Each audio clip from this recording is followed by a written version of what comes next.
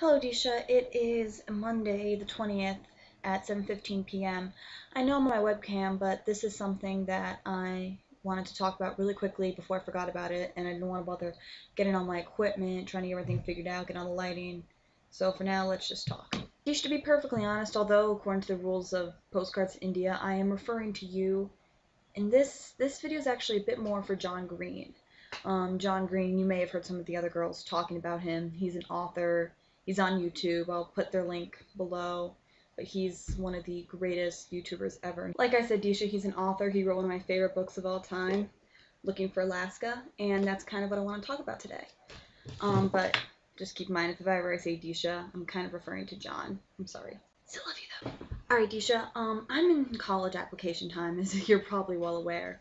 And I chose to write my Common App essay on Looking for Alaska because one of the topics is write about a piece of literature that inspires you.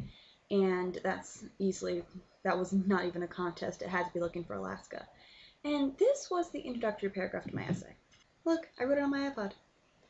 There seems to be this notion with classic literature that the books and short stories considered to be great or classic are the only ones that can even possibly contain a level of deep meaning worth closely examining in classrooms these days.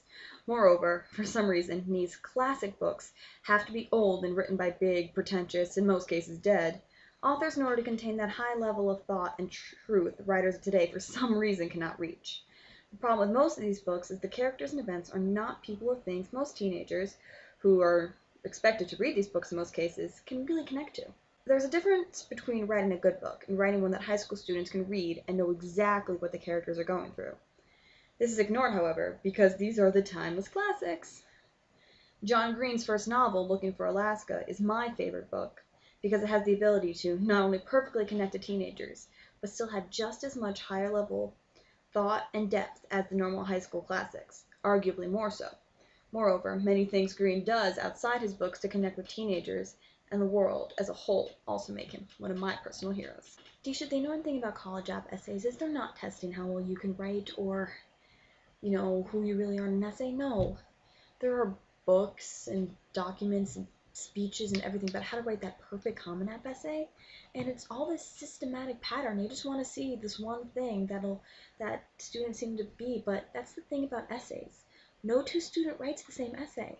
No two kids gonna have the same opinion on a topic or have the same feelings, the same passion, but yet they expect us to.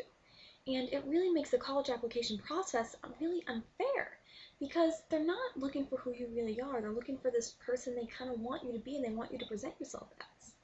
And personally, I don't feel comfortable applying to a school where I can't really write about how I'm feeling. That paragraph is how I feel about books. That paragraph is how I feel about Looking for Alaska.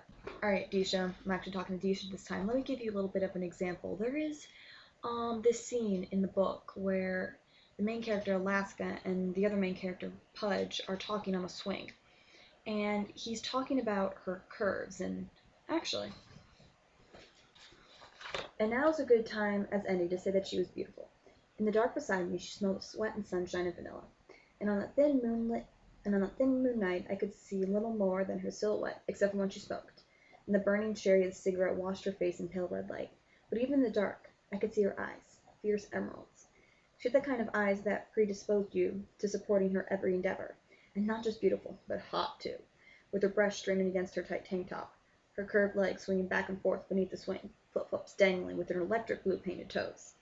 It was right then, between when I asked about the labyrinth and when she answered me, that I realized the importance of curves, of the thousands of places where girls' bodies ease from one place to another, from arc of the foot to the ankle to the calf, from calf to hip to waist, breasts and neck to ski-slope nose to forehead to shoulder to the concave arc of the back and the butt and to the etc.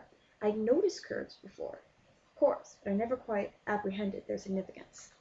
Disha, a lot of people just see that as a teenager being a teenager. However, I would like to argue that there is something a little more to that. You see, the reason that he finds these curves so important is that they are the things that make up Alaska. Yes, there's her incredible brain and there's amazing things she does, but when it comes down to it, there's also how she looks, too. And that's one of the reasons people are so drawn to her. And a lot of people are like, oh, looks don't matter, looks don't mean anything. But with Alaska, it does. And not in the way that she's always caring about how she looks or what she does, but that look kind of encompasses who she is. And people are always like, oh, never ignore looks, everything, and I completely understand where they're coming from, but what they have to understand, and what John Green argues many times in this book, that it's really hard to exclude a look from a person. And in many cases, a lot of people are made these preemptive judges, for better or for worse, about the person. Pudge, he definitely does. He just sees this beautiful person, and he thinks he sees Alaska. He combines it with her mind, no doubt, but that thing about her curves, when he thinks about her, he can't help whether he's thinking about her in a physical way or not to incorporate that. And that's definitely only one, if not the thinnest, of his thick, deep thought in this book. And that's something I really want to kind of explain in a way that, versus reading Pride and Prejudice now, you can't always do that. But thanks to the college application process, I mean, I can still write about the book, I can still write about John Green, but I can't write about what I think. And I'm not sure if college is worth it.